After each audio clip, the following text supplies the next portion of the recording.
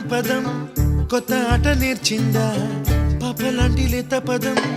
పాఠశాలగా కూనలమ్మ జానపదం పల్లె దాటి వచ్చిందా చవళిల జానతనం